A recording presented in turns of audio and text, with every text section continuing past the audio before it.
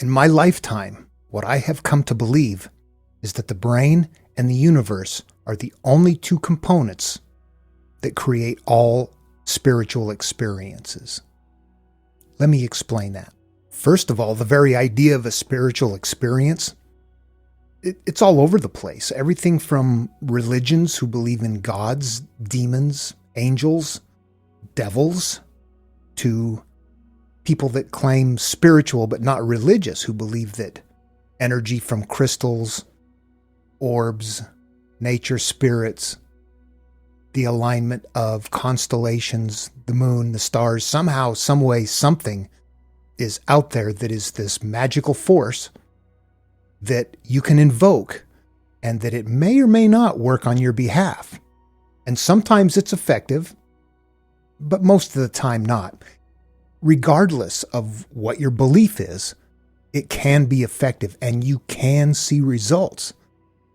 But they're very sporadic, and most times there are failures. And nobody runs around telling you about their failures. They tell you about their successes.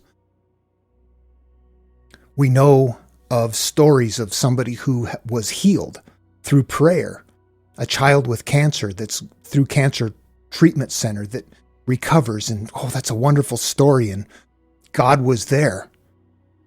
But what about the 10,000 kids that God turned his back on, who died, and people have nothing left to say except that God had a different plan? There are people who have spiritual beliefs, but they're not theistic type of religious beliefs. They're not looking to a creator type of a God that they can invoke, but they're looking at other things that they can invoke. And they might light candles, do chants, take DMT, have all kinds of different experiences as they're focused on the results of what they want, something. And sometimes it's effective and sometimes it's not. And then there are times, like in my earlier days, if you've watched the other videos, I'll just have to say it here so that this is a standalone video. When I was a child, when I was young, as a 9-year-old, I heard this very strong message in my head that my brother was dead. And he was a couple years older than me. And I went out and I shook that off. I thought that was crazy, but I went out in the woods and I found him. And indeed, he had hung himself. Where does that come from? Throughout my life, I've looked for answers, and I've looked all over the place. And believe me, I got answers. But they were not satisfactory answers. They all went to a certain point where it was something beyond me that was not visible. And I just didn't buy off on it. I would look at it and think, well, I should be able to see that. And people will tell you, you don't have the ability. Only certain people can do it. Only special people. Only certain techniques. And I always thought to myself, bullshit. We're all the same. We can all see and do the same things. And nobody was going to tell me that I can't do something. So I would politely dismiss that next religion or spiritual system that I was studying at that time and went on to try to find something else. And there's always this point where people don't know, they don't understand, and it suddenly becomes something beyond you that you cannot see, you cannot smell, you can't taste, you can't touch. You just have to have faith. And that didn't work for me. I couldn't have faith in something that I couldn't see and that was so marginally effective that a lot of times it could just be coincidence. Now, the things that happened to me, people classify them as some sort of an ESP experience or whatnot, but ultimately they're the same experiences that everybody has. And a lot of people attribute them to coincidence. And there are a lot of times that there is coincidence. But there's times where, something accidentally happened to somebody that made them miss their flight and the plane crashes and they live. Is that a coincidence? Maybe. We want those kind of coincidences happening for us, though, don't we? There were a lot of times that things happened that you thought, well, that's very interesting and it's kind of fascinating. But anybody that tells you they're a psychic, mind reader, things like that, run away. They're wacko. This is something that's kind of sporadic. It usually happens with some kind of an intensity behind it, an emotional intensity.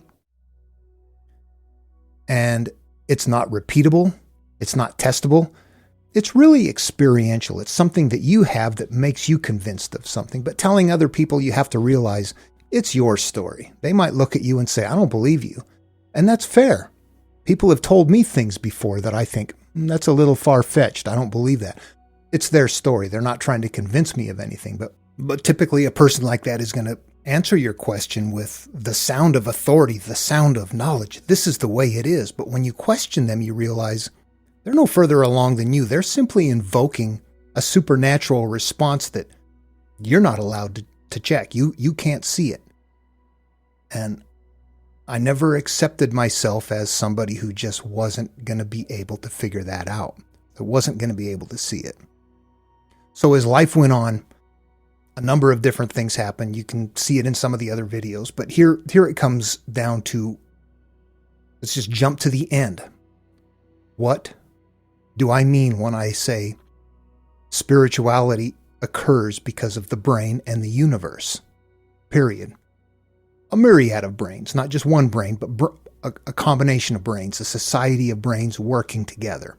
And honestly, the best way I can think of passing this along or explaining it to the way I see it is to use an analogy that's been around for a while that has to do with the brain being like a computer. And I know there's a lot of people that don't like that analogy because the brain is so complicated. A computer is pretty simple by comparison. The brain can do things that a computer standalone absolutely can't do. So it's a difficult analogy, but for this one it works. When you buy a brand new computer, it has an operating system on board. That operating system doesn't allow you to do very much. You can take it home, you can turn it on. It knows what it has to do to just do its basic functions. And it doesn't know that. It's a programming. It's just responding to what is there. But from that, you can power it up. You can tell it where you live. You can start loading programs that you like to use into it. You can begin manipulating this hard drive with the things that you want in it. And two people can buy the same identical computer, and one person can go make it into a gaming computer while the other person is an author and wants to write books. They load completely different things into the same computer. And that's the part that we can say is analogous to a child being born. They have a brain with a basic operating system.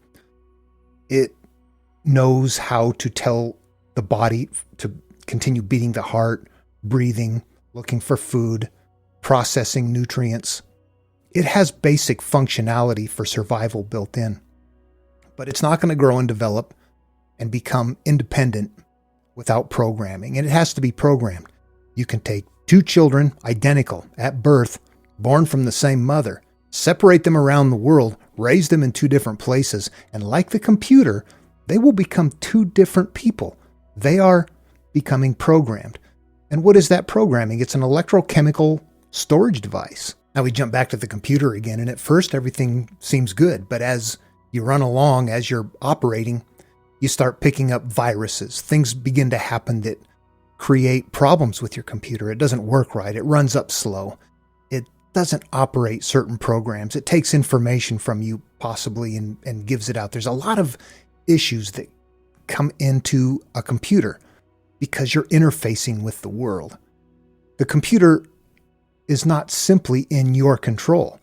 There's other things going on that the unaware operator of that computer just has these things accumulating that creates problems in their computer. And then they have to find some way to clean that stuff out.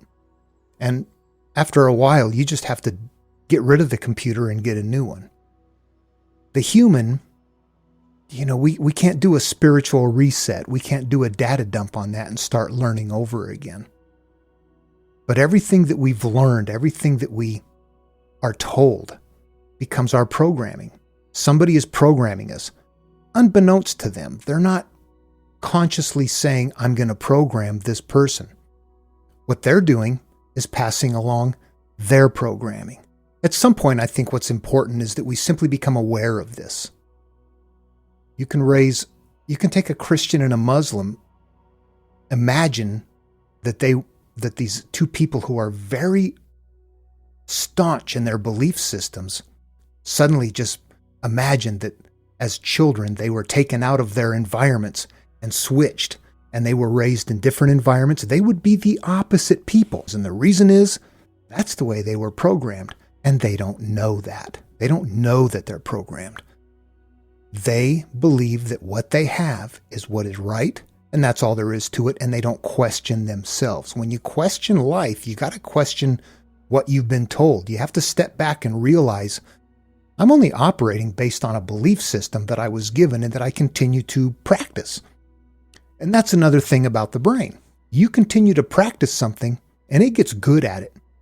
What's that term? Neurons that fire together, wire together, or something to that effect.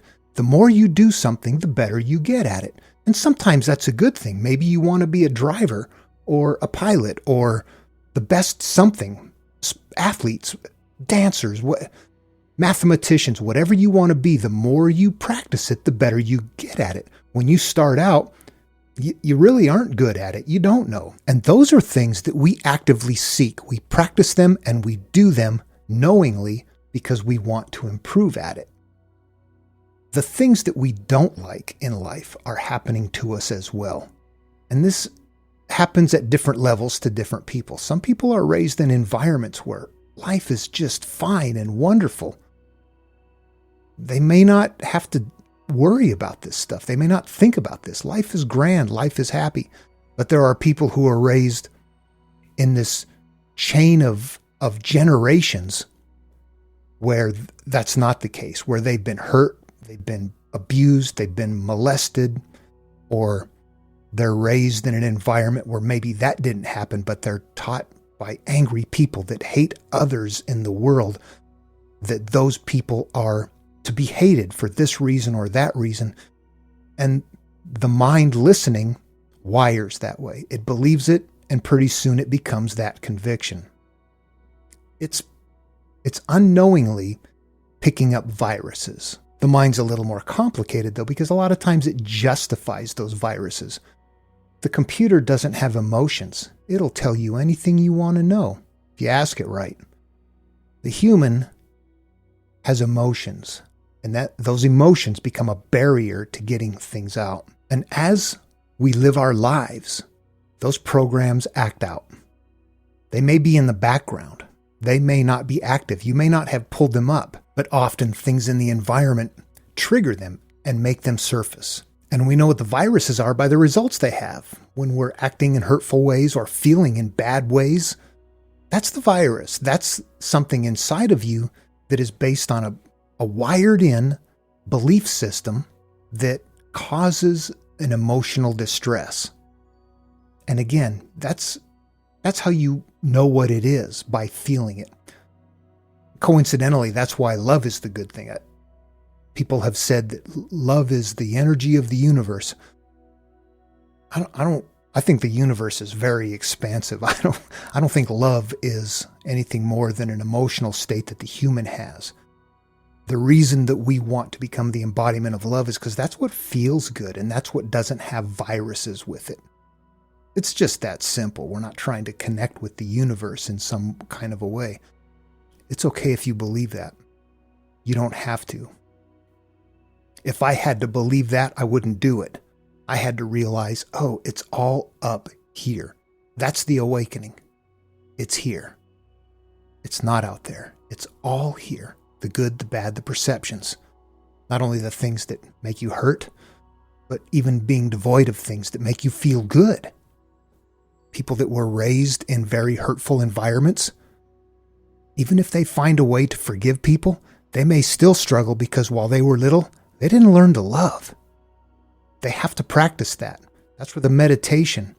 What is meditation? What are all those things doing? They are practicing aligning your brain, your neural pathways, your perceptions. They're all valid. A person who, I know I'm going to cringe on this one. People will not like me for this. The people that are like into the 7 chakras and all that kind of thing. There's no chakras. But I'll tell you what there is. If there's a belief that there are chakras and each one of them has a certain energy and you spend time focusing on each one of them, you're wiring that in your brain. It doesn't matter that there's a chakra there or not. It matters that you have something to focus on so that while you are meditating, while you are thinking, while you're pondering, while you're consuming whatever metaphor you want to use, that you are enhancing those good qualities. The other things that are the bad things, the hurtful things inside of you, the ones that I metaphorically continue to refer to as the demons that possess me, that is a much better explanation for what goes wrong than in our lives than to say it has to do with some kind of spirits out there. You know, when people in the past have talked about demon possession, it's somebody with their fears hidden away that bust out, scream and yell, act crazy, sit back later and go, oh my God, I don't know why I did that. I don't want to do that. Oh, you must be possessed by a demon that's taking over you. Yeah, kind of looks that way, doesn't it? But that's not what it is. What can you do to a demon? You get rid of a demon by whatever process, whatever magical process your culture may have used thousands of years ago. Today, we get rid of demons by resolving our programs, forgiving the person that raped you, forgiving the person that stole from you.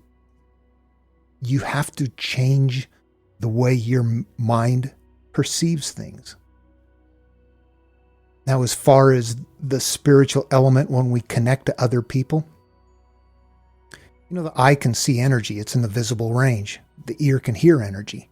They're both energy, but can the eye see what you're listening to? Can the ear hear what you see? No, there's different frequencies, and we know this.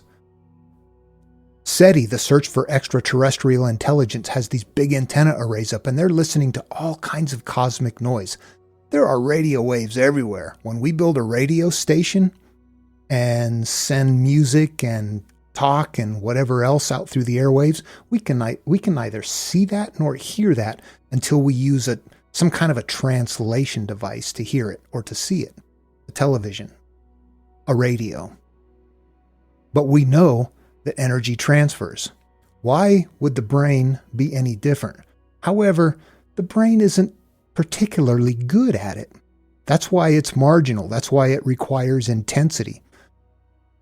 But I think also, the more your brain is stuffed with things that you don't want, and you've got these things hidden behind metaphoric closed doors, you don't want to talk about them, you have fears and shames that you want to keep buried inside, those are occupying brain space that you can't use for anything else. You've made them unavailable.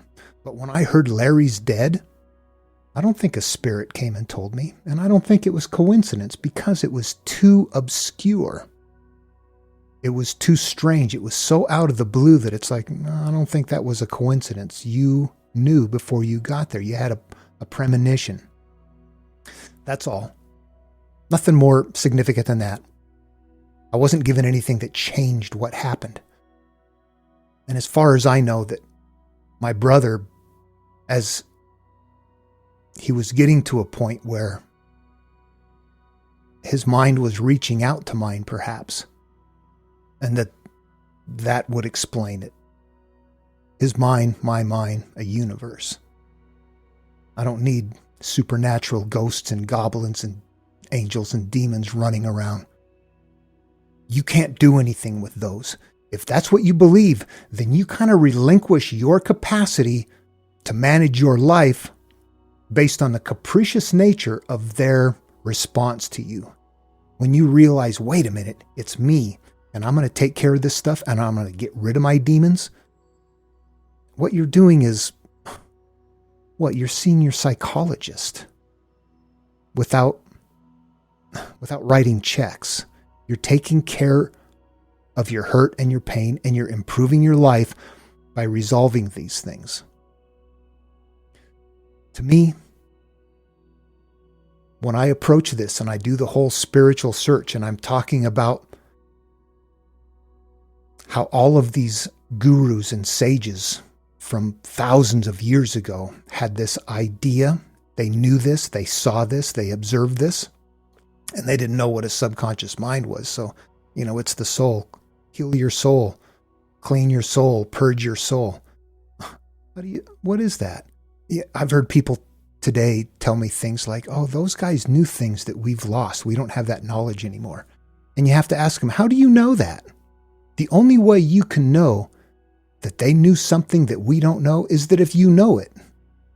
And if you don't know it, then we didn't lose it. Yeah, we know more today. We continue to advance our knowledge. We continue to update it. That's what they were doing. If you look at spiritual teachings from long ago, from the Epic of Gilgamesh, it was kind of rough. As it went along, the Greeks really improved it. These magical, mystical stories, these myths, these metaphors, these different teachings that contained all of this were there. And when it became something that was starting to get put into a religion because of the development of civilization and humanity, it took a different turn. The knowledge is still there. All of those things are still there. But what they were observing was the action that was a normal human action from the human mind that they didn't understand. They called it a soul. We still call it a soul today in many cases. People will tell me today, oh, that's a lot of New Age stuff. What do you do that for? Why don't you go back then? They were all New Age. What do you think the Jews said about the Christians, the Marcionites and the Gnostics? What are these New Agers doing? Was it New Age just means updating it, putting it into new terms, and trying to explain it to your population at that time who is advanced more. That's what this is. Someone told me once, Eckhart Tolle, who's somebody I recommend and one of my favorite teachers of today, said, oh, he just repackages Buddhism. It's like, you know what? Everybody repackages what they see. And they're just trying to update it and look at it and say, here is what is happening. This is how it works. I called my channel Just One Truth because I believe that there is just one truth underneath everything. To me, on a spiritual search, as a very science and a very logic-minded kind of an individual, I just couldn't buy off on the supernatural. It's fun in movies, it's fun in stories, it's great for imagination, but when it comes to real life, you have to step back and say, what's really going on? I had no control over my life while I was looking for the right deity out there to step in on my behalf. None of them ever did. Not until I realized there is no magic or mystical things happening out there. It's all up here.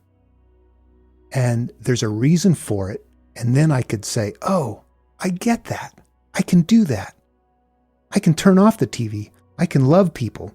I could forgive the people that molested me, that hurt me, that abused me, that programmed me in such a way that I thought that I was a victim. I could let all of that go because I understood there was a very important reason why. And not only was it a good idea, but boy, I better do it. That is what changed my life. The understanding of it being a brain activity. I could see that, and it made perfect sense. It made better sense than anything else anybody was telling me. And I believe that this was known in the past. I'm not coming up with anything new here. I'm repackaging it. I'm updating it. Our life acts out based on everything we have inside of us. And if it's always good, leave it. If there's some bad stuff in there, find out the reason for it. It's inside of you. If it's really bad and you keep continually find yourself having to apologize to people and say, I don't know why I did that. I'm sorry. I'm possessed. It's because you haven't resolved those things, number one. And number two, because you haven't replaced it with something that's better. I've harped a lot on my videos about getting rid of things, that's a very important factor, and it is. I've talked about that video that said, those things are just called so what? Boy, if you can do that, go for it. But if you can't, you'll know it because it keeps hurting. It keeps acting out. It keeps causing failures in your life. failed relationships, mental, physical health issues.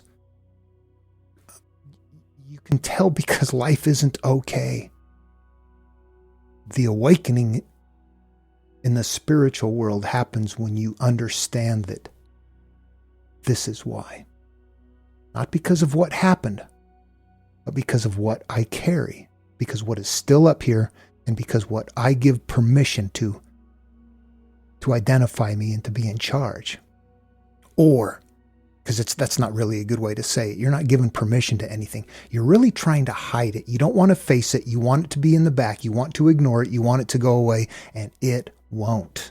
It will not go away. You got to make friends with it. You got to turn inside and fix those things. And then, as within, so without. That happens whether you pay attention to it or not. You want to change what's outward?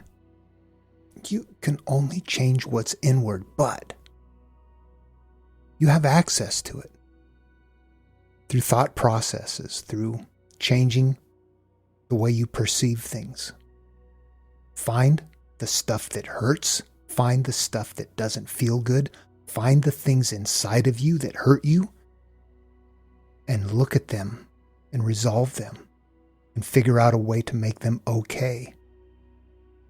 Then they can't act out anymore under their old terms because they don't exist under their own terms anymore.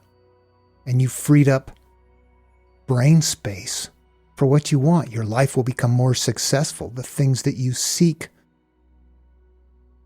are more easy to accomplish because you're not anchored to things. You're not dragging a bunch of baggage with you along the path. Okay, that's it. I'll see you in the next video.